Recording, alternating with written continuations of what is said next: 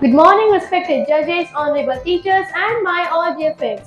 I'm Nihal Kohane. I'm a student at Avinash Sir's English Academy, and today I speak about against the motion that AI and digital tools can fully replace human teachers in future. So before I begin, I would like to start with a few lines. ज्ञान की रोशनी से हर अंधेरा मिटाया जाता है. ज्ञान की रोशनी से हर अंधेरा मिटाया जाता है. टेक्नोलॉजी से हर मुश्किल को आसान बनाया जाता है, लेकिन एक इंसान को इंसान बनाने की कला वो सिर्फ एक शिक्षक के हाथों सिखाया जाता है. Have you ever spoke to someone and it didn't seem to hear you until you moved closer, and then you found out you until you moved closer and you looked them straight in the eyes and suddenly they were paying attention, or as you thought your child was too busy to hear you.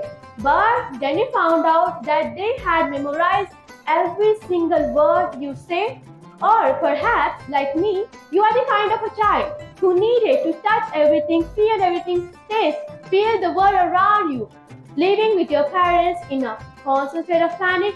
Don't go there, don't touch that, come back. These are not just a random habit. This is how we learn things. Some of us learn when we hear or see, or some, like me, when we experience things with our own hands. And today's world, our eyes do the most of the work. Screens are everywhere. So let me ask you a question: that who here checks their phone in every hour? Of course, not me. I don't check my phone in every hour. I check my phone in every 59 minutes. So here's where things get interesting. AI is here. AI is transforming knowledge and it's happening so fast. Estonia has already announced that by 20,000 students and 3,000 teachers will have free access to AI tools in education. And anyone with a device can use AI. So is this a good thing or a bad thing? What if instead of a teacher we had AI in a classroom? AI doesn't get tired, AI can never forget things, AI helps us, and AI can explain the same topic in 100 different ways, in 100 different times, using different examples, different voices, making learning fun and interactive. So AI could be the perfect teacher, right? Sounds amazing, doesn't it? But not so fast. As the expert, students who study how children learn, and they told something very important, that we don't just learn from words, we learn from emotions. That, for example, think about it. If I say that I'm fine, did I actually mean that, or do you look at my face? Here's the way I said it, and you feel something is wrong. Our teachers do the same thing. They don't just teach us facts, they teach us through emotions. What if I do like this?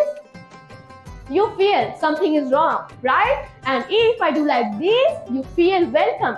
No words needed. And also, when a mother raises an eyebrow, I already know I might be in trouble. Studies show us that learning happens best when emotions are involved. When a child doesn't feel any emotions from the teacher, good or bad, they lose interest from the learning. And AI don't have any emotions. Did you know that ants and bees talk through chemicals? They release smells called pheromones that tell each other where to go. But humans, we are different. Think about it. If something bad happens at your school or in this world, a real teacher sees how we react. So is this AI good thing or a bad thing? The answer is neither.